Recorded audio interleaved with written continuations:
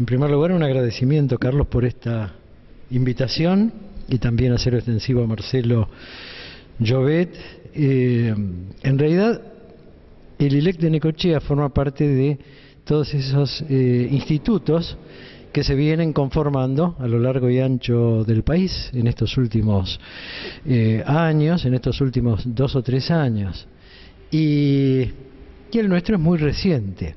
Necochea es una comunidad pequeña de la costa de la provincia de Buenos Aires, una comunidad de 100.000 habitantes que tiene un debate importante sobre construcción de ciudadanía ya desde hace tiempo, un debate que no está concluido obviamente y que de alguna forma ha tenido adelantos y ha tenido también retrocesos, a veces más importantes los retrocesos que los adelantos. Haciendo una breve historia hacia atrás, la semilla que plantó Marcelo Llobet con su primer charla una charla abierta a toda la comunidad y hecha también en la logia Sol Argentino 160, fructificó rápidamente porque había un ambiente propicio como para que un instituto laicista comenzara a trabajar.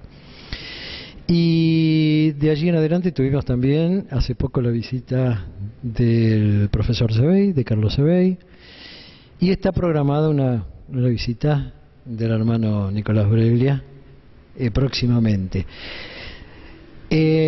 Hacia atrás yo podría decir que tenemos, ese es nuestro tiempo, es poco tiempo, es un tiempo no mayor de un par de años, que se asienta, vuelvo a decir, sobre una base interesante en la medida en que ha habido un trabajo en los últimos años de construcción de ciudadanía, de construcción de una red, especialmente con organizaciones tanto gubernamentales como no gubernamentales, que conforman o han intentado ir conformando una suerte de red de contención de todos los proyectos que de alguna forma tiendan a trabajar en derechos humanos, fundamentalmente, especialmente en derechos de género y en derechos de la infancia. Ahí hemos tenido la colaboración inestimable y el trabajo muy fecundo con algunas entidades como ser las oficinas de protección, la Oficina de Protección de los Derechos de los Niños, Niñas y Adolescentes, que ya lleva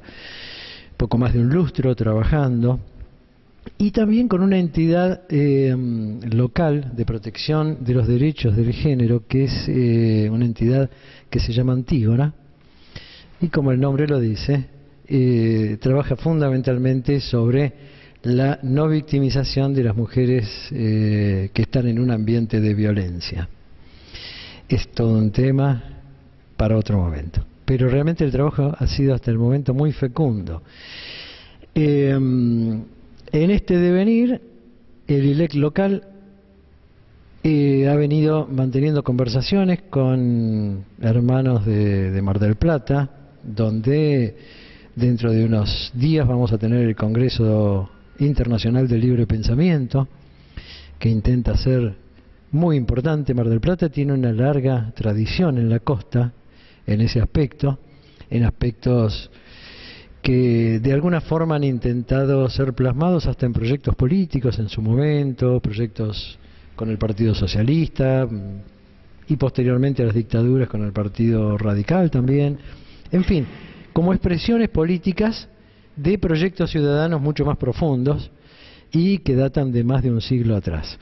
Así que Mar del Plata para nosotros es un referente importantísimo y venimos intentando desde nuestra construcción del ILEC Necochea también al mismo tiempo apoyar iniciativas similares en el interior de la provincia, en Bahía Blanca, en Tandil, por citar 2 casos importantes, y en algunas comunidades más pequeñas. Dentro de poco vamos a tener seguramente algunos trabajos a realizar allí.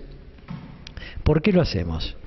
Más allá de nuestro convencimiento y nuestra vocación, y digo nuestra porque no soy yo solo, hoy estoy acá como vocero de un grupo, pero más allá de nuestro convencimiento, de alguna forma también reivindicamos un poco la historia de todas nuestras comunidades de la provincia. Ustedes saben que la provincia ha tenido, más allá de Mar del Plata, que es un caso diferente, pero ha tenido fundaciones masónicas que datan de 130, 140, 150 años atrás en la mayoría de sus comunidades. Mi comunidad Necochea, en su acta de fundación, dice que reunidos un grupo de vecinos bajo la advocación del gran arquitecto del universo, eso es lo que dice el acta de fundación, bajo la advocación del gran arquitecto del universo, así dice el acta firmada por los vecinos, y a pedido de algunos vecinos, no me acuerdo la palabra exacta, pero algo así de bajo el auspicio de María S. del Carmen, o bajo la advocación de María S. del Carmen, María S. del Carmen, lo cual demuestra una ironía anticlerical bastante marcada de nuestros antecesores. Pero eso, que es nuestra historia, también se repite y se replica en gran parte de las comunidades del sur de la provincia. Un poquito más fuerte, Daniel, porque los chicos atrás no están... Bueno. El micrófono no amplía, es solo para la grabación. Para la grabación, perfecto. Bueno, esas fundaciones masónicas fueron seguidas por décadas de progreso de todo el sur de la provincia. Los puertos, puerto de Mar del Plata, de Quequén, de Bahía, y las ciudades del interior de la provincia.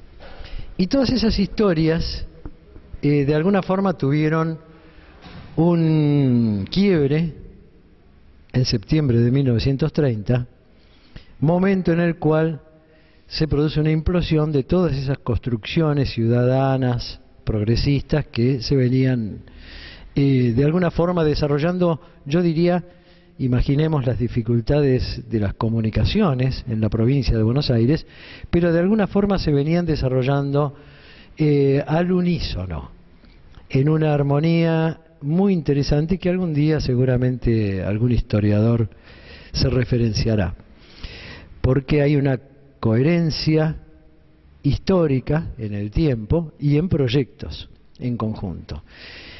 De alguna forma el ILEC viene a buscar actualmente, justamente, y yo me refiero específicamente a esa parte de nuestro país y nada más, viene de alguna forma a recuperar un poco esa historia, a retomarla y a tratar de bucear en esos orígenes para avanzar en todo el tiempo que de alguna forma se ha perdido.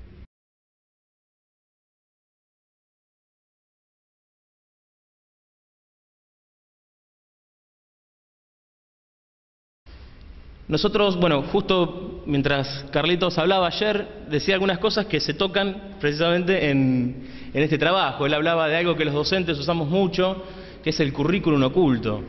Y este currículum oculto es un poco lo que nos sirve a nosotros, o lo que sirve a este trabajo, para pensar cómo detectar resabios de dogmatismo, ya sean religiosos o políticos, en los propios diseños curriculares de la escuela, cómo detectarlos, porque a veces en nombre de la diversidad cultural y de un montón de cuestiones aparecen resabios dogmáticos.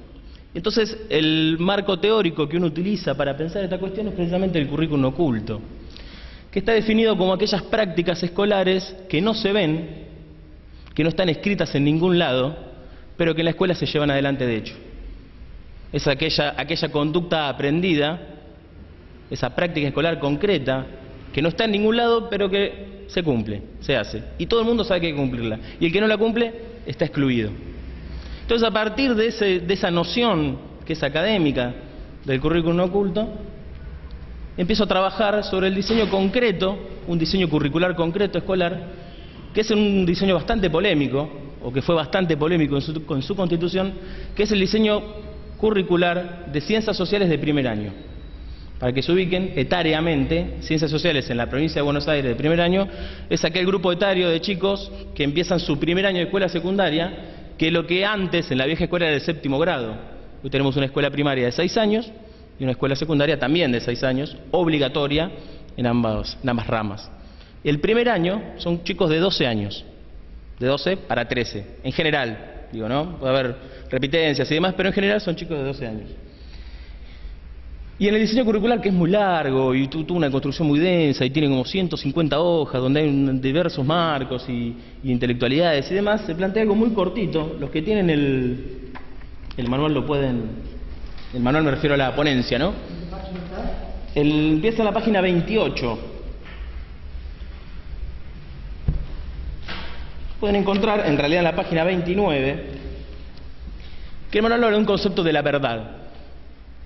Y cuando habla de la verdad dice, definido como en el tercer párrafo, la concepción de verdad y sus posibilidades de alcanzarla de una vez y para siempre, independientemente de sus contextos históricos y hasta geográficos, leyes universales, ha entrado en crisis y ha sido reemplazada por una visión del concepto de verdad que en virtud de procesos históricos se ha relativizado, y otras voces, las de las minorías, las del pensamiento científico no hegemónico, entre otras, pugnan por construir y legitimar otros modos de conocer y de construir verdades.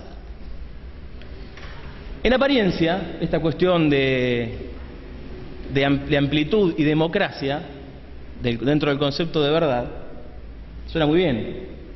El tema es que precisamente, como dice el título, del diseño al texto hay un largo trecho. En nombre de algunos bachecitos que uno va encontrando en los diseños curriculares y en la traducción concreta de la práctica áulica, hay un trecho muy largo, porque hay un intermediario ahí, y es un poco de lo que habla esta ponencia, que son los manuales escolares. En general, digo, y en la práctica docente concreta y a raíz de charlar con docentes y yo mismo, me he dado cuenta de que yo, como docente de primer año de Ciencias Sociales, soy uno de los pocos que ha leído de punta a punta el diseño curricular. Compañeros docentes no lo han leído. Entonces, al no leerlo, ¿qué hace un docente en la práctica concreta?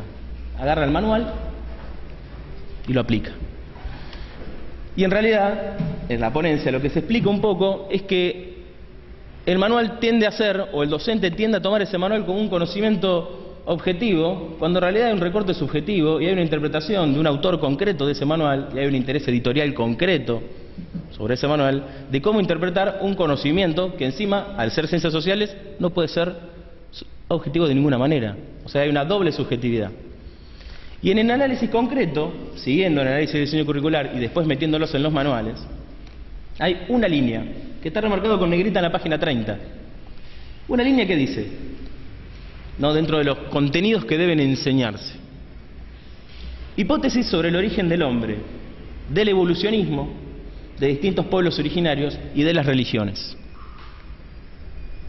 Es un renglón. Solamente está eso en el diseño curricular. Segundo párrafo, página 30. Segundo párrafo, página 30, exactamente.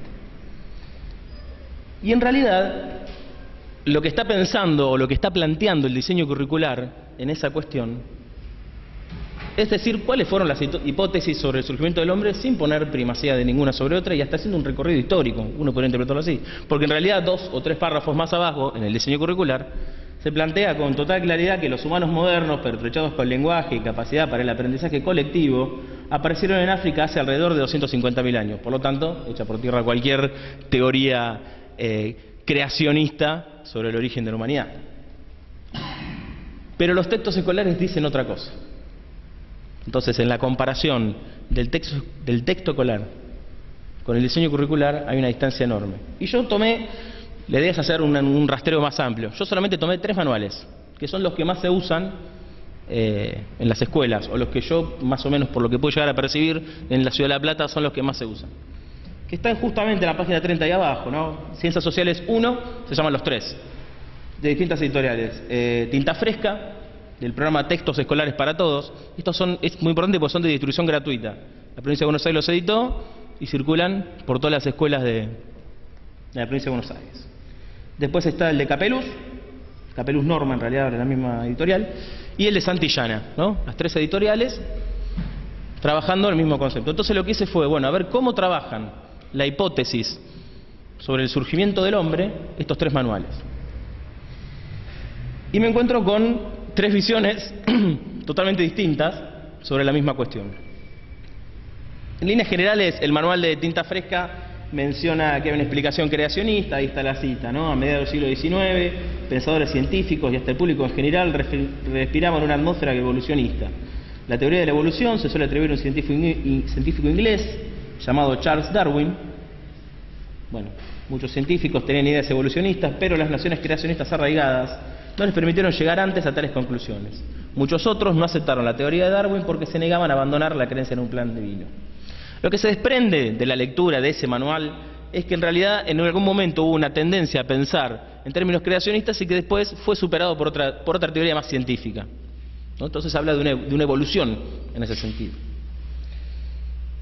Hay un texto, el de Capeluz, que es el que yo uso, no hace alusión alguna a la teoría creacionista, ni histórica, no hace ninguna alusión. Directamente, cuando se plantea el origen de la vida humana, se plantean directamente paradigmas evolucionistas, lamarckianos y posteriores evoluciones. Y hay otro, y este me pareció el más preocupante, el otro manual, que es el de Capeluz. Y encontré otro que justo al momento de escribir la ponencia ya estaba hecha, digamos, no lo pude poner en la ponencia, pero hubiese sido muy interesante. Y el de Capeluz dice, ahí está la cita, y yo subrayé una parte, dice: las religiones también ofrecen soluciones a las preguntas que los humanos se formulan. Le dan sentido a su vida y las orientan. Son conjuntos de creencias y dogmas sobre un dios o varios dioses, sobre las ceremonias para rendirles cultos y las normas morales destinadas a creyentes. Se plantea el tema de la trascendencia, de que hay algo más allá del mundo sensible, y por lo tanto, no solo se preguntan de dónde venimos, sino hacia dónde vamos. Desde el siglo XIX la ciencia concibió una nueva explicación sobre los orígenes del hombre, la teoría de la evolución. Esta teoría sostiene que la vida surgió gradualmente sobre la Tierra y que todos los seres vivos han sufrido un larguísimo proceso de cambio. Termina ese párrafo y sigue hablando de la teoría, este texto, sigue hablando de la teoría creacionista. Y un poco en análisis más profundo, para no quedarnos solamente con ese párrafo, ese manual lo que presenta un poco es un pie de igualdad, las presenta, diciendo, bueno, en realidad cada uno puede creer lo que quiere, los que apoyan la teoría de la evolución, bueno, pues bien, y los que apoyan la teoría creacionista, pues bien también, son válidas.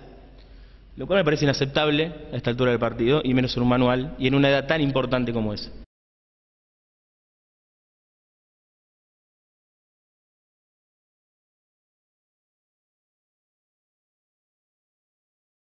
En realidad lo que yo pretendo delinear acá, digamos, el tema de la ampliación de ciudadanía evidentemente tiene muchas vertientes, uno puede entrarle por varios lados.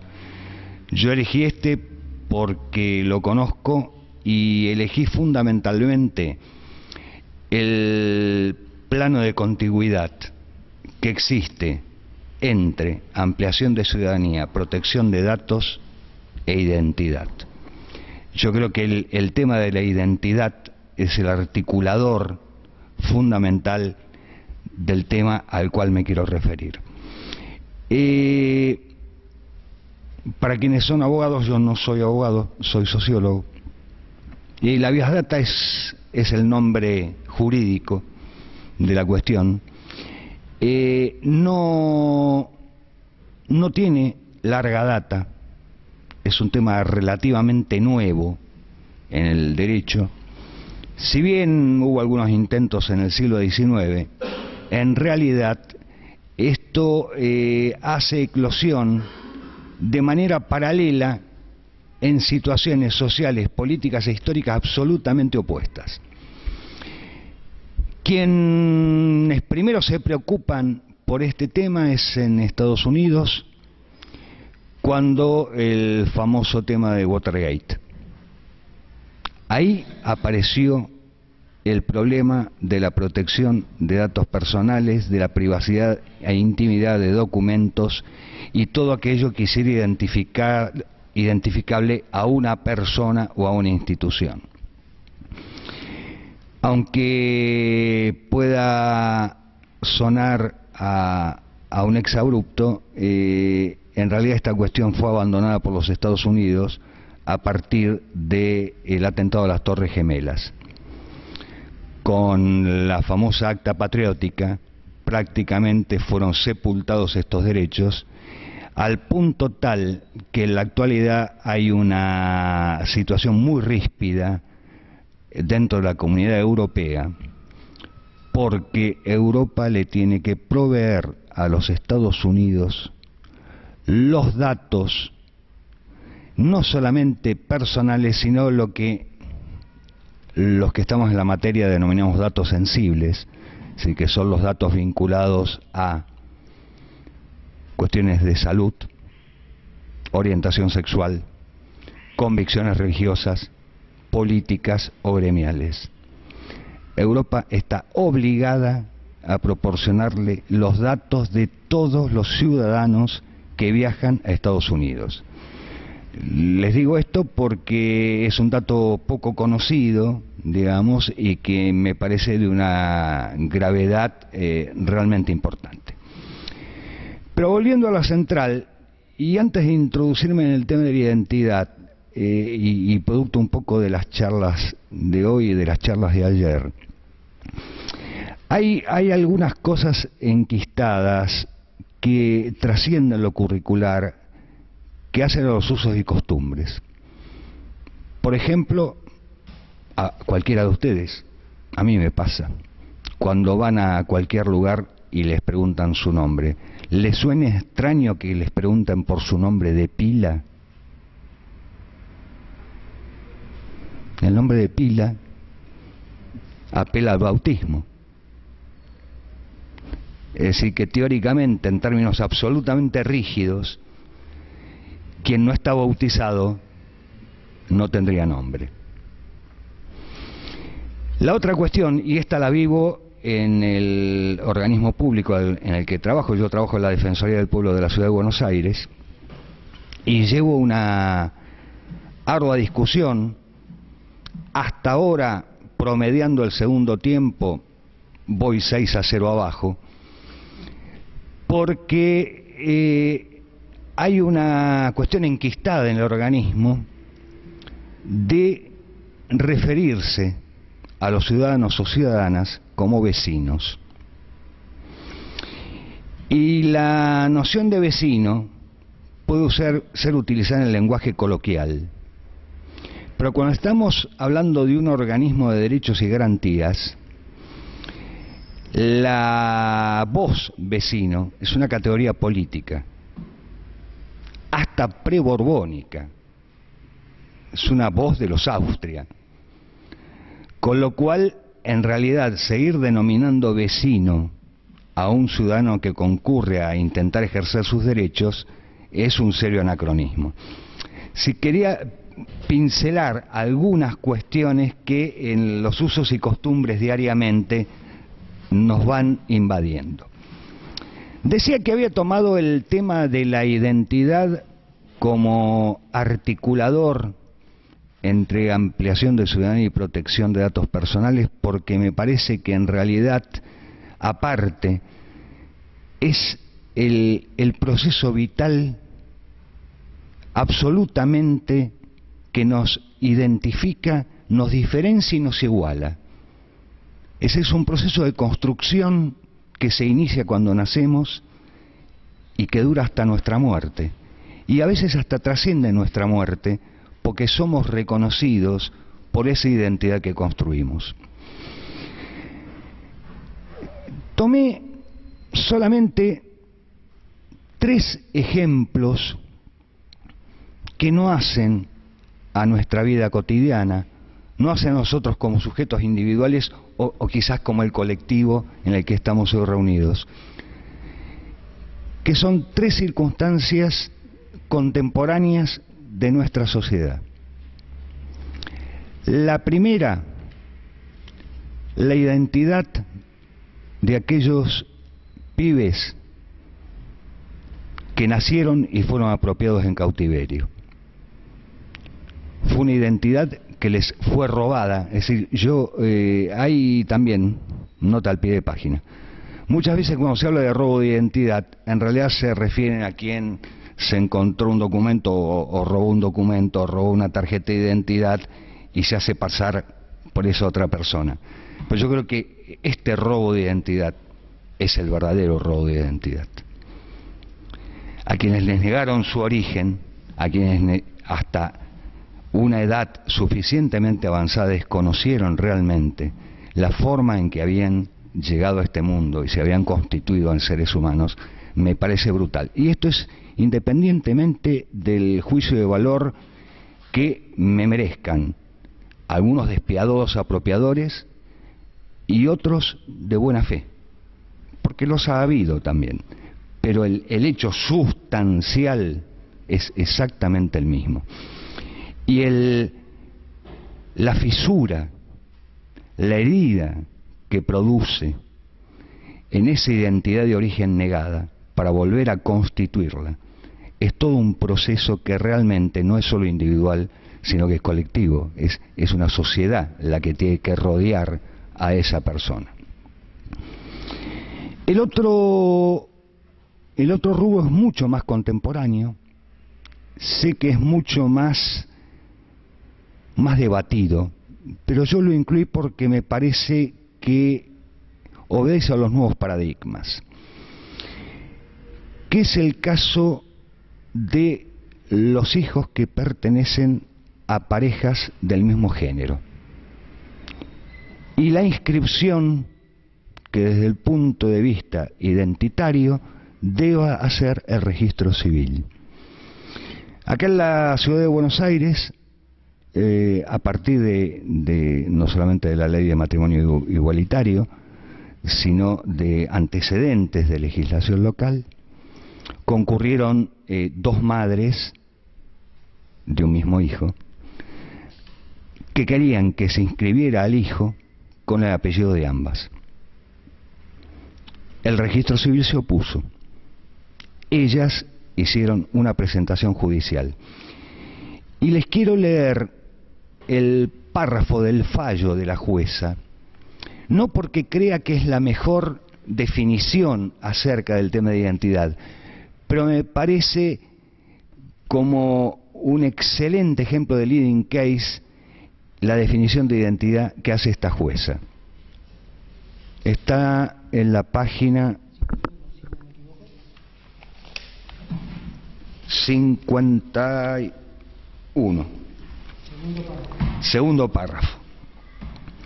La identidad del ser humano, en tanto éste constituye una unidad, presupone un complejo de elementos, una multiplicidad de carácter predominantemente espiritual, psicológico o somático, mientras otros son de diversa índole, ya sea cultural, religiosa, ideológica o política.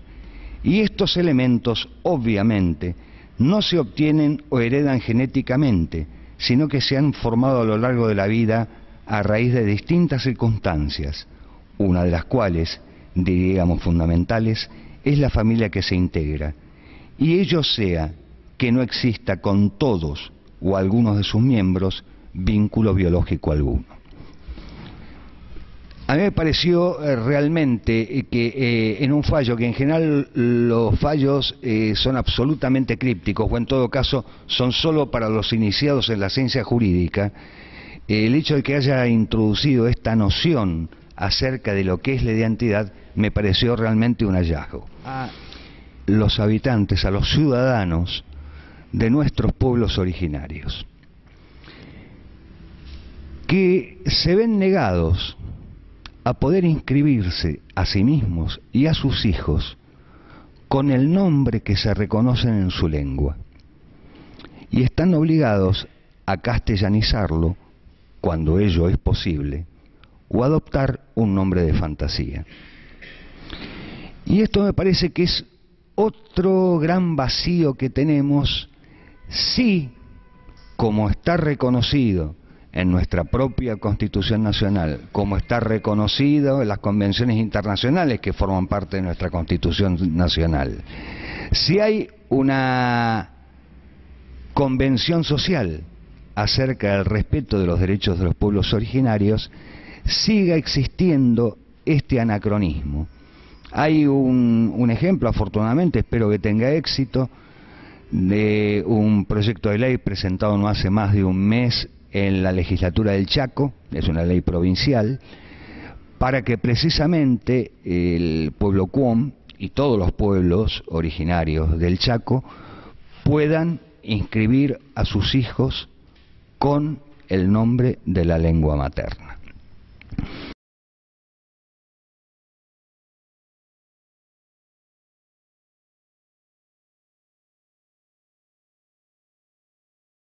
Intentaré, recorriendo la obra de grandes librepensadores de diversas extracciones y épocas, establecer un parangón entre lo que la historia de la humanidad nos muestra y la vida diaria nos demuestra, sobre todo intentando proyectar el entramado del pasado, tamizándolo en el velo del presente, a fin de plantear futuros posibles. Si bien el pensamiento no es futurología, su sano y libre ejercicio nos permite vislumbrar un desarrollo lógico y sanamente admisible de los varios porvenires. Nunca desde que el Sol ha estado en el firmamento y los planetas han dado vueltas a su alrededor, se había percibido que la existencia del hombre se centra en su cabeza, es decir, en el pensamiento, por cuya inspiración construye el hombre el mundo de la realidad. Anaxágoras fue el primero en decir que el nous gobierna el universo. Pero hasta ahora el hombre no había llegado al reconocimiento del principio de que el pensamiento debe gobernar la realidad espiritual. Esto fue por consiguiente una gloriosa aurora mental. Todos los seres pensantes comparten el júbilo de esta época. En la perspectiva de Hegel, el giro decisivo que dio la historia con la Revolución Francesa consiste en que el hombre empezó a contar con su espíritu y se atrevió a someter la realidad dada a las normas de la razón.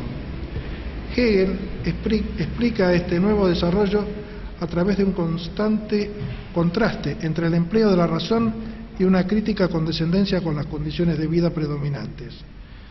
Nada que no sea el resultado del pensar es razón. El hombre se ha propuesto organizar la realidad de acuerdo con las exigencias de su libre pensamiento racional. En lugar de acomodar simplemente su pensamiento al orden existente y los valores dominantes. El hombre es un ser pensante. Su razón lo capacita para reconocer sus propias potencialidades y las de su mundo. No está pues a merced de los hechos que lo rodean, sino que es capaz de someterlos a normas más altas. Conclusión.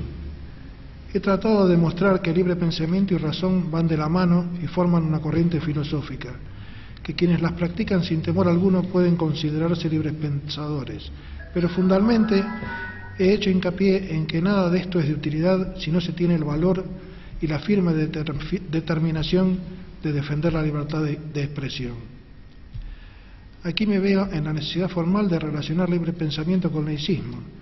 Digo formal porque ninguno de los presentes puede dudar que todo el tiempo he estado hablando de un hombre laico.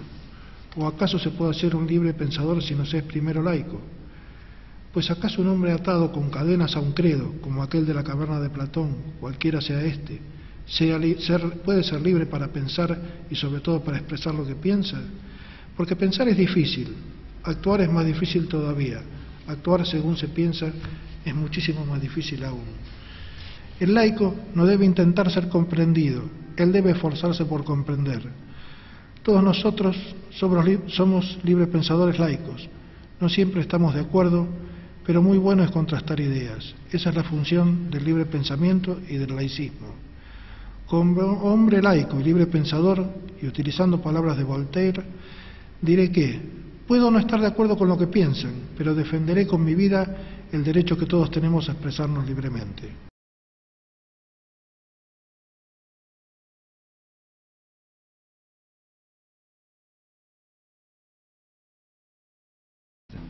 Agradecer la invitación de Rubén, me honra poder estar acá, poder compartir esto.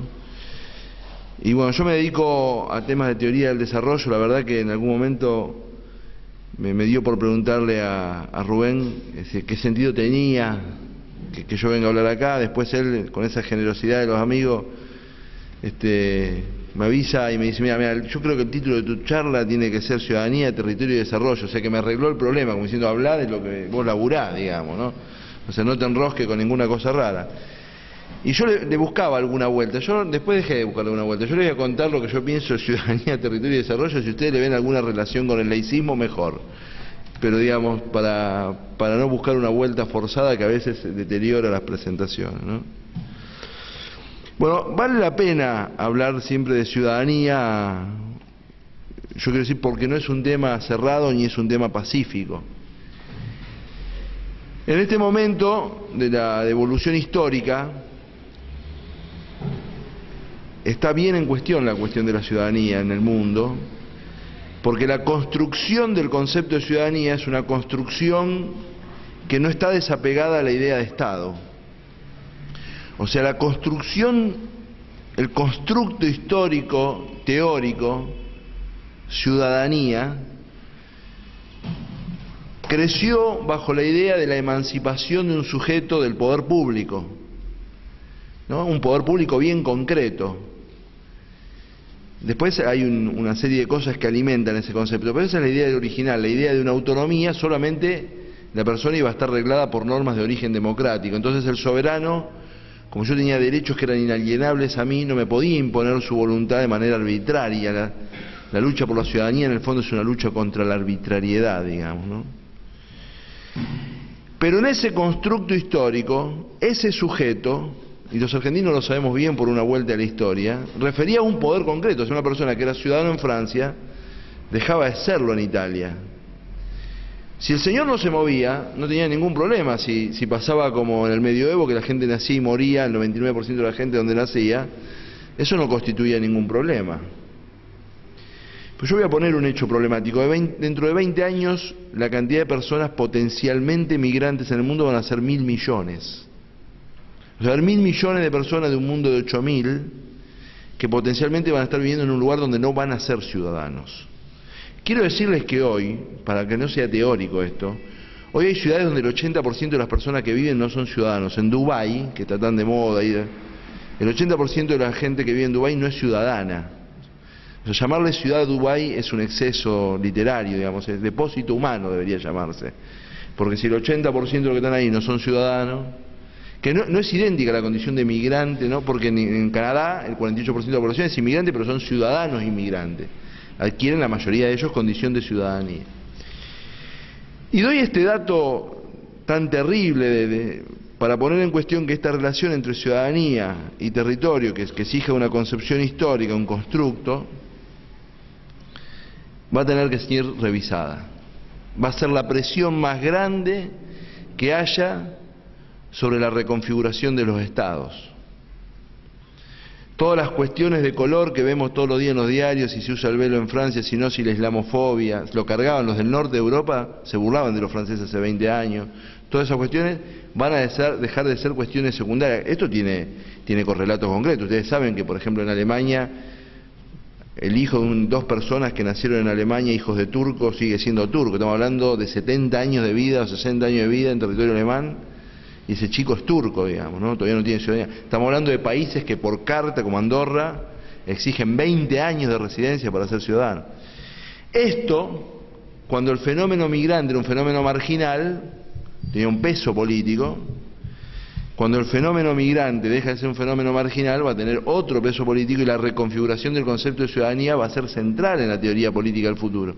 Es probable que tengamos, lo más probable y lamentable es que tengamos ciudadanos y personas no ciudadanas con alguna cantidad de derechos, porque hoy estamos en una situación de blanco y negro, y esto se refleja en la vida laboral. Bueno, el paradigma de movilidad, a su vez, alguien podría decir, pero puede parar ese paradigma de movilidad, puede ser que nos movamos un poco menos. Todo apunta a que no. Y le digo lo de los potenciales migrantes, me voy a parar un poquito. La Organización de Naciones Unidas, que estudia este fenómeno, los fenómenos de población, dice que una persona es potencial migrante cuando no está a gusto donde está, tiene recursos para salir de ahí y una red receptiva donde pueda ir. La explosión económica de África y del sudeste asiático es la fábrica de migrantes del mundo. Porque el tipo que ganaba $80 en África y ahora gana 300, él cree que gana muchísimo, pero por lo menos gana lo suficiente para irse a Europa. Antes, cuando ganaba 80, no llegaba a trasladarse. Y entonces hay una explosión. Alguien dice, está creciendo África, está mejor que antes, pero él considera que Europa todavía sigue siendo mejor, ¿no? O Estados Unidos o Canadá, etcétera. Los centros receptivos son bastante estables, ahora están cambiando mucho, son bastante estables. La verdad es que el proceso histórico que aumentó la tasa de movilidad de los seres humanos parece ser irreversible, porque la movilidad de los seres humanos no es un hecho de moda, es un hecho que está estudiado. Por ejemplo, mayor certidumbre sobre el lugar a donde voy a ir aumenta la posibilidad de movilidad. O sea, no tiene que ver con la tarifa de los billetes aéreos esto. El bilingüismo aumenta la tasa de movilidad. Los derechos universalmente reconocidos aumenta la tasa de movilidad. Los acuerdos, todas las cosas que están pasando alimentan el aumento de la tasa de movilidad y por lo tanto la reconfiguración del concepto de ciudadanía frente a sujetos que no van a tener como referencia un solo territorio. Entonces, cabe pensar que el primer impacto, pero no el único, de modificación del concepto de ciudadanía va a ser este aspecto específico de la globalización. Hay otros tres cuestiones que ocurren contemporáneamente que asedian el concepto. Asedian no significa en términos de vulnerabilidad material, porque la verdad que ciudadanos vulnerados materialmente hubo siempre, digo, asedian conceptualmente el concepto. Uno es el aumento de la cultura del consumo. Nosotros, que yo creo que estoy en un ambiente muy republicano, que amamos la ciudadanía, la verdad que tenemos un déficit comunicacional. Nosotros hablamos, nos llenamos la boca y hablamos de la ciudadanía y no le decimos a la gente una verdad que por obvia no deja de ser necesario que se la remarque, que la ciudadanía es un hecho trabajoso. Todos los mensajes sociales están destinados a estimular el consumo. Que más allá de lo que opinemos sobre el consumo es menos trabajoso que la ciudadanía. Ser un buen ciudadano requiere que estar informado, ser partícipe de círculos de pertenencia, tomar posición sobre problemas públicos. Y todos los mensajes sociales orientan a la construcción de un sujeto donde está muy revalorizada la idea de comodidad. Esto se asocia desde el control remoto a todo lo que ustedes quieran, está asociado en la vida cotidiana esta cuestión y la ciudadanía es un hecho trabajoso. Asedio conceptual 2. Asedio conceptual 3, es difícil decirlo, lo puedo decir acá, está emergiendo en el mundo nuevas ideas de moral oficial. Cae la moral oficial vinculada a las ideas de privacidad, del sexo, etcétera. Pero nacen nuevas ideas de moralidad oficial en contra del pluralismo. Por ejemplo, voy a decir algo tremendo. Había una norma que separaba fumadores y no fumadores, ¿no? En los bares. Y ahí dijo, que no fumadores en todos. Todo lo que atente a la posibilidad de opción plural en cualquier ámbito, bajo cualquier argumento sanitario, etcétera, etcétera, establece la idea de un bueno oficial. Hay algo bueno oficialmente estatuido que disminuye el margen de autonomía de mi elección. Yo lo que tengo que tener garantizado es posibilidades de fumar o de no fumar.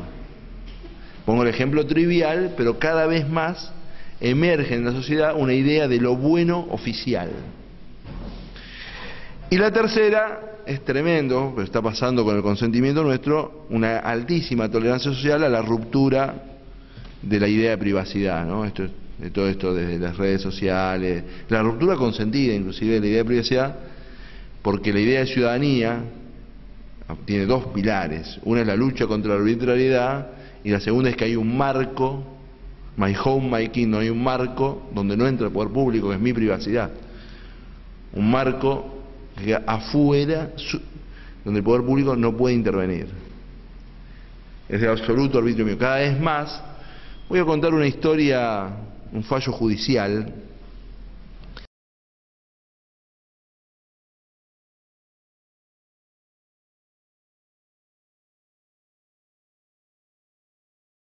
Y que tiene que ver directamente con la actitud política de la masonería, dentro de lo que implica el laicismo como una actitud política. Y ahí sí, entonces hago un repaso raudo al decir que consideramos un grupo de personas ya que el laicismo es una actitud política que no únicamente contradice al clericalismo, sino que contradice, como bien lo marcaba el hermano, cualquier tipo de discurso único, y que intente realizar en el ámbito de la cultura, en la faz dinámica de la cultura, donde cotidianamente una sociedad se debate su sistema de normas, valores y demás, en ese ámbito el laicismo es la actitud política que va contra cualquier discurso único.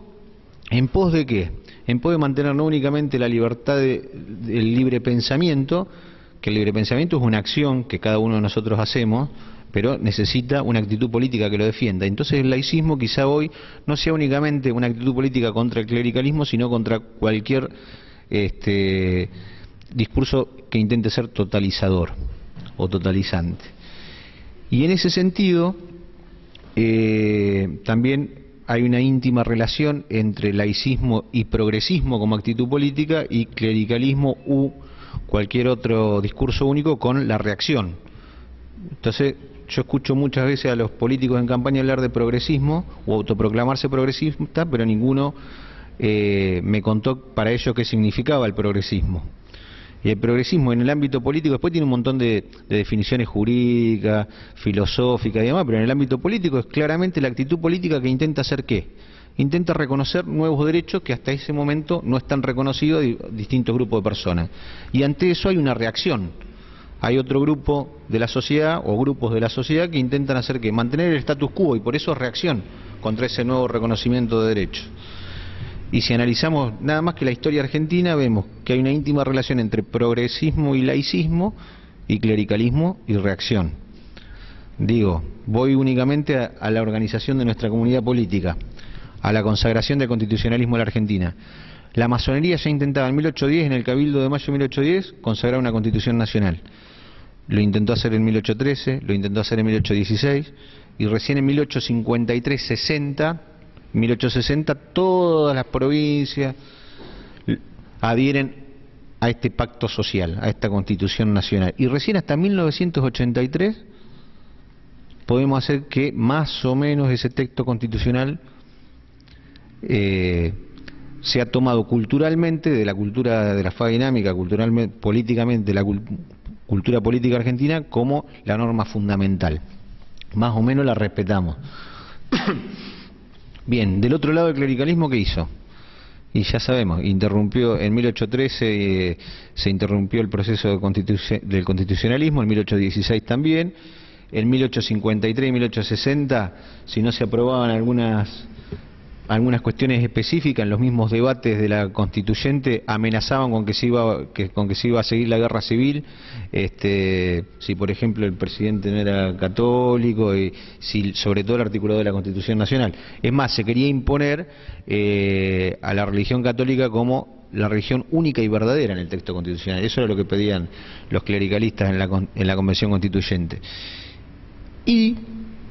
Y algo que traigo ahora sí, no de la historia argentina, sino de la historia universal, el laicismo y el constitucionalismo, ambas una actitud política de la masonería a nivel universal y el otro producto de la masonería, porque todos los textos que dieron fundamento al constitucionalismo son de autores masónicos, y acá está el profesor de historia, al que siempre recurro para que me dé legitimidad a lo que digo.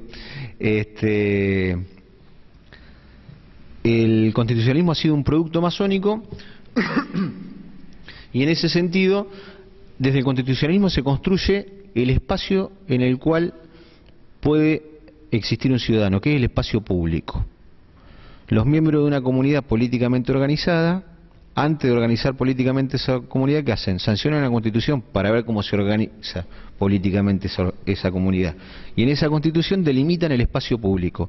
En el espacio público, en lo que con el ingeniero Benassi, en un trabajo que estamos realizando y que ya dio el ingeniero algunos adelantos en La Plata, vemos lo público en tres dimensiones. Lo público como obviamente, ya esto no lo decimos nosotros, esto es la teoría, la filosofía política ya lo viene trabajando. Lo público es un producto político, un acuerdo político. Bueno, estas tres dimensiones son el fuero íntimo de la persona cuando la persona está en su etapa de desarrollo, y acá lo cito a Sebey, que lo estamos citando en el trabajo Sebey, en el cual, si no hay capacidad de pensamiento crítico en la etapa inicial de esta formación de la identidad individual, no va a poder haber ciudadanía porque no va a poder elegir. Ahí comienza la primera etapa de la construcción del espacio público, en darle la posibilidad de que pueda desarrollarse y pueda autodelimitar su espacio público, cada sujeto. La segunda, que está íntimamente vinculada con esta etapa de desarrollo, es la de su relación del sujeto con los próximos, su ambiente familiar, su ambiente escolar, su patria en sentido lato. no del patriotismo nacionalista, sino en el sentido lato. La tierra de los padres, o sea, la familia, el ámbito de pertenencia afectivo, que está también atado a la identidad. Y después viene la tercera etapa de lo público, que es la más difícil, donde aparecen los términos de mixofobia o mixofilia, la capacidad de poder convivir o no con lo diferente. Y ahí es donde tiene que aparecer la norma jurídica para sustentarla, para protegerlo, pero tiene que haber una norma cultural cotidianamente protegida desde la acción militante, y no tenemos que tener miedo de decir militante, tenemos que estar orgullosos de decir militante, desde el laicismo, porque la política es algo intrínseco del ser humano, así que militar en algún ámbito todos lo hacemos, seamos conscientes de eso o no. Bueno, y ahí está el laicismo, sosteniendo esa capacidad de inclusión, de tratar a lo diferente como diferente a través de una discriminación positiva.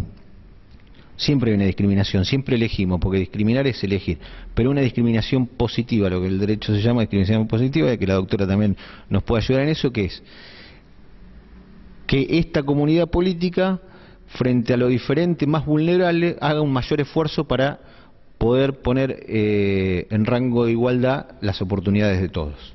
Y ahí es donde está el laicismo. Y para eso se necesita una actitud, un panorama, un ambiente de mixofilia y no de mixofobia. Es decir, de poder llegar al otro, comunicarme con el otro, conocerlo y crear un lazo, el tercer principio masónico quizá, un lazo afectivo con el otro. Que deje de ser un desconocido, que deje de ser un distinto para ser parte de la comunidad en la que me desarrollo. Y ese concepto de comunidad puede ser próximo, ideal, y dentro del ideal está la humanidad. Y quizá hubiera estado bueno debatirlo con uno de los disertantes anteriores cuando hablaba de la cuestión, nos marcaba desde el territorio la cuestión de la ciudadanía universal. Y dentro de este tercer ámbito está la cuestión de lo público en sentido material. Y es decir, la cantidad de espacio que le doy al otro, que desconozco, porque eventualmente me puedo llegar a relacionar con él o no, para que se desarrolle, la cantidad de espacio que le doy en estos tres mismos ámbitos que hablábamos anteriormente, para que el otro se desarrolle o no, para que se desarrolle en su proceso de desarrollo, diría Piaget, entonces me estoy pisando, de formación de su propia identidad, para que se desarrolle en su núcleo familiar, en su barrio y demás, y para que se desarrolle dentro de un ámbito social. Y acá aparece, y lo tengo que citar al ingeniero Benassi, la cuestión de la legislación, o sea, de la norma formal, aparece la cuestión de las acciones del Estado y aparece la cuestión del territorio. Y acá yo voy a ser bastante osado con lo que voy a decir. Ahora voy a ser sincero además, me voy a situar, es decir, les voy a confesar desde dónde estoy situando el análisis, desde el conflictivismo. Yo estoy parado, fui formado desde el conflictivismo. A mí el primer documento que me dieron para estudiar en su momento en la agrupación en la que yo militaba fue la contradicción fundamental. Entonces vengo del conflictivismo. Yo no tengo nada que ver. Hay algunos responsables que la redactaron y demás en su momento, y después uno se encuentra con los próceres, ¿no? Y eso es importante. Pero bien, y me hizo perder encima, es parte de la emoción. No, pero previo a eso, Iba a ser sincero. Iba a ser sincero. ¿Y por qué? Porque partimos de que ese consenso básico de los que integran, cada uno de los que integran la sociedad, acá la ciudadanía, el ejercicio de la ciudadanía no tiene que ver con frenar las arbitrariedades del poder público, porque el ciudadano es el que delega y es la fuente de ese poder público. Si tomamos conciencia de eso, también estamos ejerciendo laicismo, que es el fundamento de lo público. Si no hay laicismo, no hay convivencia, entonces no hay nada público. Todo nos despertenece, no tenemos nada en común. La logia es el germen del espacio público. Antes que existieran los estados modernos, existían las logias donde todos capitábamos, donde todos teníamos derecho a voz y voto, y donde todos teníamos libertad de expresarnos y demás, y podíamos acceder todos a gobernar esa logia. Miren lo peligrosa que son las logias para los totalitarismos, que son estados paralelos. Cada gran logia es un estado paralelo, donde nosotros aprendemos a desarrollar ciudadanía bajo determinadas normas.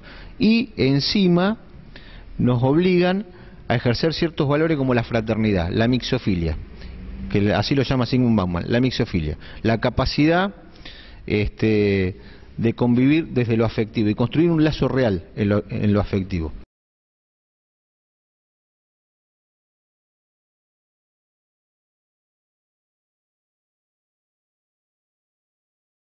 El final de tu análisis, ¿no? Que es la educación, en este caso para la ciudad de Buenos Aires, pero como pregunta como sociedad, es decir, ¿qué educación tenemos? ¿Qué educación estamos brindando? Y esta pregunta que yo me la hice desde que empecé a militar en política, ¿no? Cuando uno empieza a militar en política con la idea de cambiar el mundo, hay 3 o 4 temas que son como esenciales, o quizás más, y motores de cambio. Este es el gran motor de cambio, ¿no? Esta es la frase de todos permanentemente. Si vos tenés una educación orientada hacia ahí va el país. La manera de conocer de una organización o de una comunidad o de un país es la manera... ¿Se escucha? Es la manera de... Es para grabar, así que ¿Está bien, está bien? Para el resto... La manera de conocer de una comunidad o de un país es seguramente la que signa su destino. Nosotros tuvimos, y la masonería tuvo mucho que ver en ese sentido positivamente, tuvimos un evento histórico en la educación que fue la Ley 1420, que reunió una serie de políticos argentinos que pertenecían a distintas vertientes que construyeron en un ideario cuyo mayor representante fue Sarmiento, la posibilidad de que la educación tuviese una línea, casualmente una idea de ciudadanía en una Argentina que estaba forjándose. Ahora, esa 1420 que permitió, por no menos de los primeros 60 años desde que se aprobó hasta acá, ya no cubre las expectativas, no las cubre hace años, pero yo creo que uno podría decir que hace 30 años no pronunciaba la idea de que la educación estaba atrasada 100 años. Hoy podemos decir que la educación está atrasada 100 años. Que hace falta una 1420 nueva. ¿Por qué podemos decir esto? Uno, porque cambiaron las condiciones de contexto mundial de desarrollo, no es el mismo desarrollo, porque no son las mismas industrias, porque la idea de una escuela organizada en materias, en una segmentación, digamos, de formación propio de la era industrial no es la que necesitamos hoy, porque las materias que nos importan hoy no son las mismas que importaron hace 50, 100 años. Pero todo esto es como si no ocurriese. El cambio que tuvimos desde lo social, en lo familiar, en la política, no afectó mayormente, no es que no ha habido nada y no es que no ha habido esfuerzos individuales, pero no afectó mayormente la estructura básica del esquema de formación en la Argentina. Hace pocos años, 5 años, se aprobó una ley nacional que revirtió la Ley Federal de Educación. Quizás se acuerdan, la Ley Federal de Educación fue la que trajo el EGB, armó un lío bárbaro, pero en realidad, más que producir un freno en desarrollos como era la escuela técnica, no produjo un gran cambio en el sentido de la evolución. La nueva ley de 2006 revirtió esa situación, planteó la posibilidad de las orientaciones y dejó, por supuesto, en cada distrito la posibilidad de que esto tenga en un mayor cambio una evolución mejor. Y este es el debate que se debe a la Ciudad de Buenos Aires, la parte que le toca a la Ciudad de Buenos Aires. Quizás ustedes vieron ramalazos el no debate en las tomas y en otro tipo de problemas que ha habido, yo creo que no de la manera más feliz, pero que ocurrieron hace poco en lo que se relacionaba con la escuela técnica, o quizás lo vieron en las distintas declaraciones que hubo entre ministros de la necesidad de ya poner la educación de la Ciudad de Buenos Aires en línea con la nueva o la última ley nacional. En ese contexto, en estas ideas que se podría expresar mucho mejor de lo que debería ser una nueva educación y un nuevo paradigma educativo, de lo que terminó y lo que debe ocurrir, les decía, desde la política, a mí me tocó comprometerme y pensar, como cuando empecé a militar, en que este cambio había que hacerlo. Ese intento me tocó ser diputado de la ciudad, lo hice estando en la legislatura, presentando una ley de educación que nunca logré que se trate, no la mía, ninguna otra, digamos. Y lo mismo, finalmente, con otras leyes posibles, como podían ser una ley de escuela técnica o la posibilidad de elegir materias, es decir, cambios que podían operar en una mejora del sistema y en la posibilidad de un nuevo paradigma educativo. Nada de esto se trató siempre en la responsabilidad, no de la especialización en la educación, desde la política, en el rol que te toca por estar de diputado, pero además en la responsabilidad de ese contrato que siempre tuvo la familia con el Estado. Yo te doy a mis hijas que ya terminaron, al Estado, una educación que va a ser mejor, más ordenada y que las va a formar en una comunidad en la que pretendo que vivan. Y esto es lo que, en definitiva, por lo menos está trazado complicado. En el último año, el año pasado casualmente, se aprueba una ley que es la ley de Congreso Pedagógico en la ciudad. Quizás alguno leyó, la vio pasar, duró poco tiempo su aprobación, fue vetada, el pedido fue especialmente de la Vicaría de Educación y quedó sin posibilidad de debate en la ciudad de Buenos Aires. Finalmente, el Consejo Económico y Social, que es un órgano constitucional que lo componen empresas, lo componen sindicatos, decanos de universidades, de facultades, tanto de UBA como dos privadas, y representantes de profesiones, toma la decisión de encarar el debate en la ciudad de Buenos Aires, en el que estamos hoy, en un proceso de consulta que va desde el mundo del trabajo hasta el mundo empresarial, pasando por los chicos también, sobre cómo debería ser la educación media. Creo que la crisis es más grande en la educación media, pero la educación media es como más notorio, más fácil de entender, que realmente el esquema de 11 materias, o en la técnica del viejo esquema de cuáles debían, que es la mejor, pero de todas formas, que ha sido la que más sobrevivió en la ciudad de Buenos Aires, pero que de todas formas el que tenía hasta ahora de qué era lo que importaba en el sistema productivo, debe cambiar. Que los cambios que ocurrieron, este es el debate, que los cambios que ocurrieron en la manera de conocer, de construir conocimiento, son tan grandes que hoy la idea que en aquella formación iluminista de que yo te puedo explicar a vos cómo son las cosas y vos vas a descubrir la verdad, ya no existe. Hoy un chico en Google puede encontrar 5 premios Nobel que dice algo diferente que el enorme esfuerzo que hace el docente por explicarle la materia en la que está trabajando.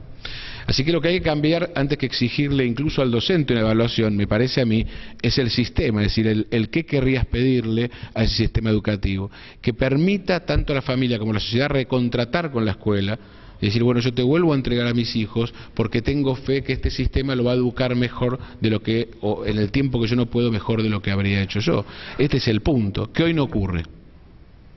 Hoy la escuela media da la sensación de ser para muchas familias como una suerte de estacionamiento en el cual el chico para 5 años esperando obtener la posibilidad de una mejor remuneración salarial cuando egrese o del ingreso a la universidad, pero no de 5 años de formación.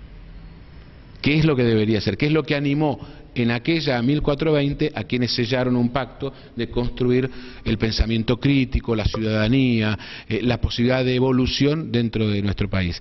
Creo además que es el debate más importante, es decir, que deberíamos estar todos reclamándolo. Es curioso como la ciudadanía no reclama las cosas más importantes, debería estar golpeando la puerta de la legislatura, de los ejecutivos, del Congreso Nacional, diciendo que miércoles están haciendo con la educación, están hipotecando a nuestros hijos. Esa es la situación, ¿no? Yo al terminar de legislador decía, ojalá llegue a tiempo a ayudar a corregir junto a otros que están mejor preparados que yo la educación para que mis nietos no les pase lo mismo que a mis hijas, que se formaron con el mismo esquema de educación que mi madre.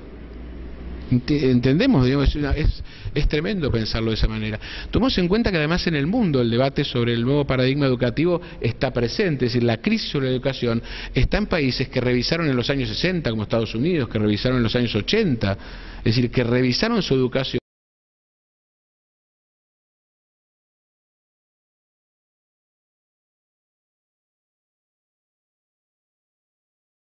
Laicismo es la doctrina que defiende la independencia respecto de cualquier organización o confesión religiosa.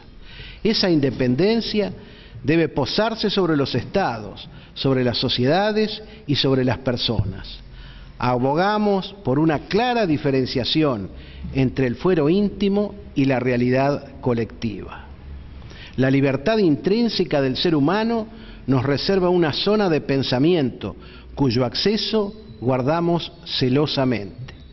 Esa es, por ejemplo, la zona de las ideas y las creencias, y que dentro de estas últimas, las convicciones religiosas están amparadas por la devoción que experimente cada individuo. Media un trecho muy extenso en confundir a esa parte por el todo. Los siglos del oscurantismo han contribuido a velar los contenidos de muchas palabras. Es la palabra la diferenciación profunda del ser humano. Confundir sus significados lleva a cometer profundos errores. Si se toma a la parte por el todo, el totalitarismo queda solo a un paso de distancia. Entonces, el mejor resguardo de las sociedades democráticas y plurales es el laicismo. De él depende que las ideas, todas las ideas, circulen libremente y contribuyan a la construcción del edificio común de cada sociedad. El fenómeno antónimo del laicismo es el clericalismo, es decir, la influencia del clero en los asuntos públicos. Esa es la base de la cuestión, es la confusión de una parte por el todo, que, en consecuencia, abroga la posibilidad de liberar el pensamiento porque lo circunscribe al estrecho margen de los dogmas y aún de los fanatismos. Representamos a la masonería argentina, una institución próxima a cumplir 155 años de vida ininterrumpida en nuestro país, aunque su presencia entre nosotros data de fines del siglo XVIII. Es la masonería la fiel intérprete del iluminismo, de las luchas contra todo tipo de discriminación, del respeto al fuero íntimo de las personas. Es el sapere aude de Immanuel Kant, la posibilidad del atrévete a saber, ya consagrada por Horacio un siglo antes de nuestra era vulgar. El laicismo es la siempre fascinante aventura del conocimiento, del hallazgo que da lugar a una nueva pregunta, a un nuevo interrogante. Por el contrario, el dogmatismo es su dique de contención, es el elemento que ciega la alegría del progreso, que opta por el encierro en un reducido gueto de ideas. Dogmatismo es la presunción de quienes quieren que su doctrina o sus aseveraciones fueran tenidas por verdades, que carecen de dudas o contradicciones. ¿Quién o quiénes están en condiciones de establecer este tipo de verdades? La verdad es la lucha constante y permanente de la masonería. Cada paso que damos en su dirección es como el paso que damos hacia el horizonte. La verdad es ciertamente inacible como el horizonte mismo, y solo podemos tener en ella algunas versiones próximas que, sin embargo, serán refutadas y o reemplazadas por otras de mayor precisión. Por eso, la masonería reivindica para sí misma un lugar en la vanguardia del progreso. Repetimos de generación en generación que es una institución filosófica, filantrópica y progresista, aun cuando algunas veces ese largo derrotero histórico cercene el valor exacto de cada una de esas palabras. Es imposible ser masón y no ser progresista. Sin embargo, los corsi e ricorsi de la historia han demostrado algunas veces que la confusión se hizo presente y optó a que el progresismo ocupara su lugar bajo el baldaquino masónico. Pero siempre, algunas veces antes, otras más tarde, la masonería recuperó airosa su condición de progresista. Desde hace algo más de 4 años, el pueblo masónico argentino nos ha conferido el honor, junto con el querido hermano Nicolás Breglia, y el mandato de conducir la institución y de ubicarla como elemento de vanguardia en nuestra sociedad. Hemos abierto sus puertas. A través de ellas ingresan fluidamente numerosos ciudadanos que han duplicado nuestra membresía. Por primera vez en décadas, los jóvenes llegan nuevamente con su mensaje vital y sus ansias de crecimiento. Ahora tenemos masonería en todo el país.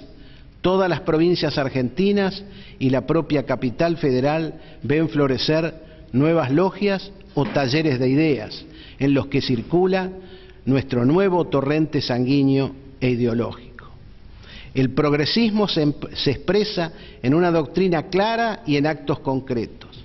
Sirven de poco las mejores expresiones y los mejores deseos si no se los traslada a la acción concreta. Por eso, nuestra activa participación en este Congreso de Laicismo es otra clara demostración de dónde estamos y hacia dónde vamos. Sé que estas 3 jornadas serán inolvidables. Sé también que de este encuentro saldrán las ideas que ayudarán a renovar nuestro pensamiento y nuestra tarea cotidiana. Cargan ustedes con una gran responsabilidad, pero no olviden que estamos presentes y que entre todos construimos la vanguardia del progreso. Nuestra utopía planta semillas. El árbol del laicismo es frondoso, necesita que lo cuidemos para que su crecimiento resulte más vigoroso. Las glorias del pasado nos llenan de orgullo. Nos toca ahora que las nuevas ideas nos habiliten un lugar en esta marcha singular y sin desmayos. Muchas gracias.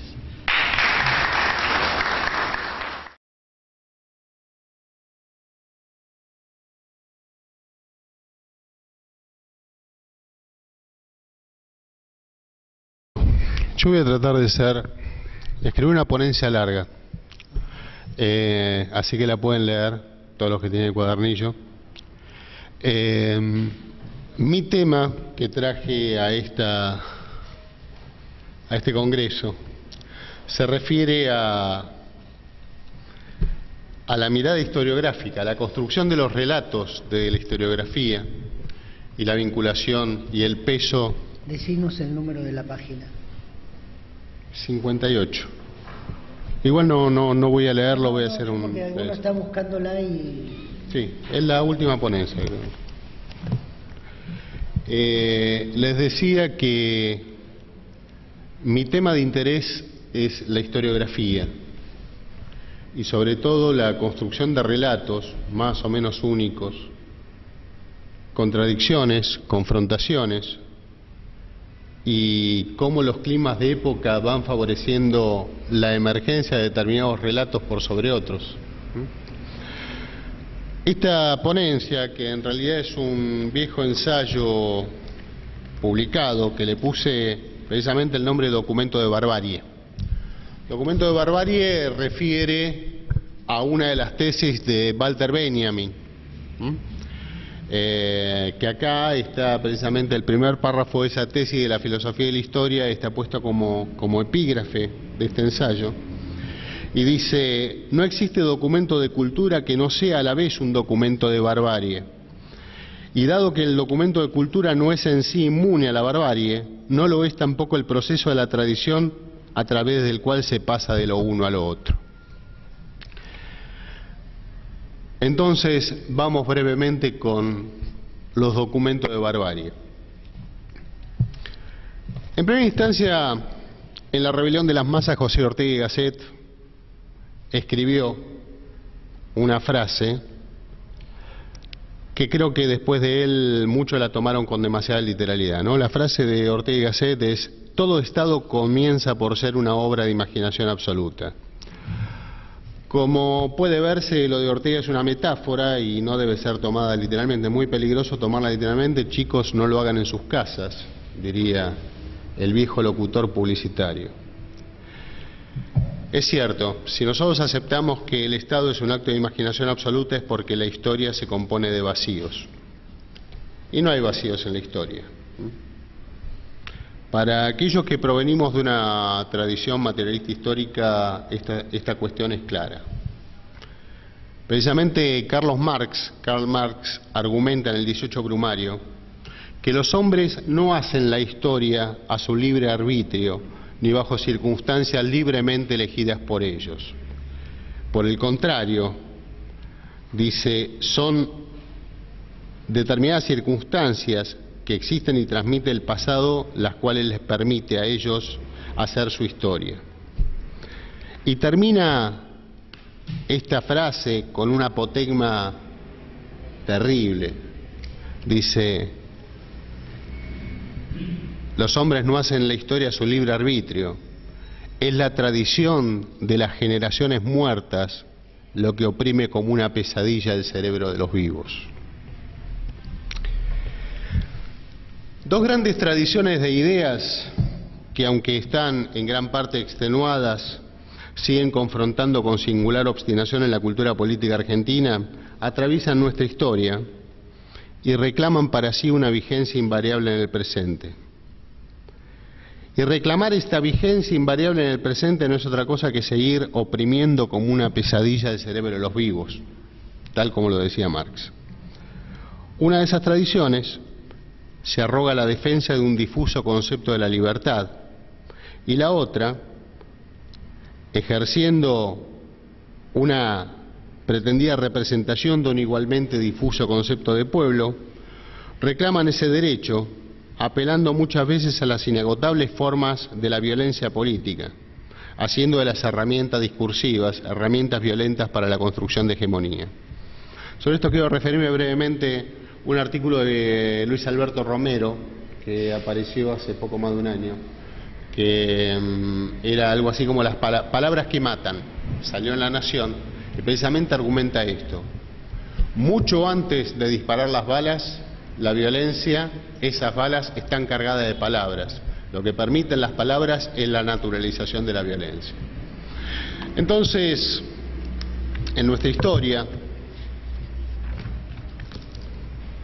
durante gran parte de nuestro siglo XIX, fue la guerra, y muchas veces la guerra civil, la que habló por sí misma con vigorosa elocuencia, otorgándoles a los circunstanciales vencedores el derecho de disponer de la vida, de los bienes, pero sobre todas las cosas de la conciencia de los vencidos. Ese derecho de apropiación de las conciencias fue llevado a cabo bien produciendo nuevos relatos fundacionales o bien recurriendo a tradiciones pasadas que pudieran serles útiles a los vencedores circunstanciales para legitimarse en el presente y para imprimirle al futuro una dirección y un sentido. Permítame que rescate una carta que para mí tiene una claridad meridiana y es muy poderosa en cuanto a lo textual, que le escribe Juan Facundo Quiroga, comandante militar de los Llanos. Es una carta que le dirige a José María Paz poco antes de la batalla de Oncativo. En plena guerra civil, aún en vísperas de batallas cruentas, entre ellos se mandaban correspondencia. Y en esa carta, y vinculado al tema de la guerra civil y vinculado al tema de la violencia, le escribe Facundo Quiroga a José María Paz. Estamos convencidos, escribe Quiroga, de pelear una sola vez para no pelear toda la vida. Es indispensable ya que triunfen unos u otros, de manera tal que el partido feliz obliga al desgraciado a enterrar sus armas para siempre. Esto lo escribe Facundo a José María Paz en la víspera de la batalla de Oncativo. Entonces, vemos que nuestro siglo XIX estuvo tenido de una violencia política y que así fue construida la nación.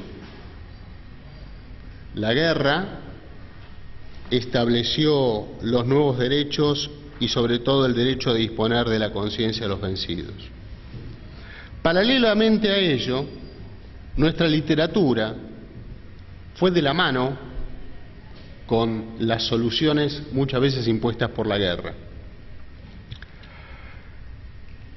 De modo tal que, por ejemplo, el ensayismo argentino del siglo XIX concatenó, racionalizó y transformó en rutinas del pensamiento todas aquellas consideraciones que respecto a la idea de nación se hallaban hasta entonces dispersas en las diferentes soluciones que se alcanzaban por las armas. Por eso existe una relación muy íntima entre literatura, sobre todo literatura e ideas, y la política. No solo en el siglo XIX, sino que también ese vínculo, ese apareamiento entre literatura y política reclama su vigencia en los días presentes. Entonces, de esas primeras contradicciones fundamentales, por utilizar un término de Manuel, que trajo a colación Manuel en realidad, El ensayismo argentino del siglo XIX fue muy eficaz en construir una dicotomía que fue una de las más importantes ficciones orientadoras de la historia argentina. Me refiero a la dicotomía sarmientina de civilización y barbarie. Déjenme referirme brevemente a estas cuestiones. Barbarie tiene dos acepciones corrientes. Barbarie significa alteridad y también significa naturalidad. En tanto alteridad, la barbarie es sinónimo de lo extranjero, lo foráneo, pero con una particularidad.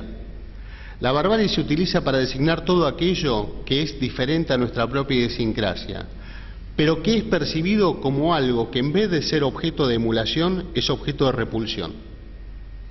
La barbarie como alteridad no es algo digno de imitar, es el otro y a su vez es el otro repulsivo.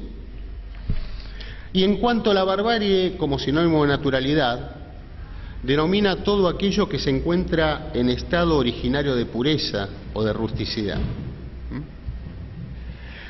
Tratando de definir a través de barbarie, en esta segunda acepción, como todo aquello que está en un estado inalteradamente primitivo. También tenemos que hacer una distinción en esto. La barbarie, ya vamos a ver que en la civilización ocurre lo mismo, con su día ocurre lo mismo. La barbarie no fue en la Argentina un apelativo inmutable, sino que se resignificó y se sigue resignificando a la luz de los grados de identidad, cohesión de la sociedad argentina y de la percepción de múltiples amenazas. Así, por ejemplo, en la visión sarmientina, el gaucho montonero era la barbarie. Después de Caseros, después de Pavón, el gaucho vencido, y sobre todo después de la guerra de policía llevada a cabo por Mitre y por Sarmiento a las provincias, ese gaucho ya vencido pasó a ser la imagen de la tradición nacional y aparecieron nuevos bárbaros. Esos nuevos bárbaros que aparecieron a fines del siglo XIX eran nuestros inmigrantes ultramarinos, los que llegaban en los barcos, los que llegaban con ideas rojas en las cabezas. Esos pasaron a ser los bárbaros. Cuando esta sociedad pudo aceptar a los bárbaros ultramarinos, surgieron, con el auge del industrialismo sustitutivo de la década del 30 o 40, los migrantes internos, los cabecitas, los payucas, los guarangos, fueron los nuevos bárbaros. Y nuestra época también tiene bárbaros. Entonces es un proceso que se resignifica constantemente. Aparentemente ninguno de los tiempos argentinos queda fuera de esta lógica, que parece invariable. ¿Y qué quiere representarnos esta lógica? Básicamente que para que algunos puedan estar adentro, otros necesariamente tienen que estar afuera. La identidad se construye básicamente como un concepto de exclusión. Yo soy porque hay otro que es diferente. Yo pertenezco, el otro no. Esta fue la primera idea de barbarie y civilización, esta primera idea que se fue construyendo a partir de la publicación de Facundo, Civilización o Barbarie, en forma de folletín en el diario El Progreso en Chile. Esta fue una fórmula muy exitosa para ejemplificar la necesidad del progreso. Sin embargo, en la década del 20, del 30 del siglo XX ya, la propia crisis de la democracia liberal clásica en la Argentina llevó a repensar todas estas ideas y hubo muchos autores, Martínez Estrada por ejemplo, que empezaron a pensar la barbarie y la civilización como hechos que se necesitaban unos a otros, y uno era el espejo del otro. Frente a ello, aparecen la escuela liberal, sobre todo la nueva historia social, con José Luis Romero y con Tulio Alperín Dongui, que tratan de hacer una relectura del liberalismo clásico, digo, el liberalismo de base heurística de Mitre. Lo hacen desde una clave que combina determinados elementos de la izquierda liberal, No nos olvidemos, por ejemplo, de José Luis Romero, fue hasta su muerte un destacado intelectual y militante del Partido Socialista, ¿no? Entonces, ellos plantean un ataque feroz casi, muy mordaz contra la escuela revisionista. A modo tal que, por ejemplo, me permití rescatar un párrafo de Tulio Alperín Dongui, que es realmente, le toca, él hace una conferencia en el año 70, el párrafo está en la página 63.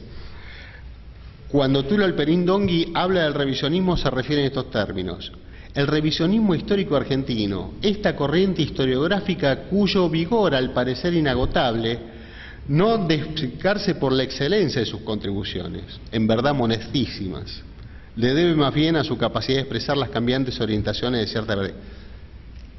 Modestísimas aportaciones, dice Tulio Alperín Dongui, sobre el revisionismo histórico argentino.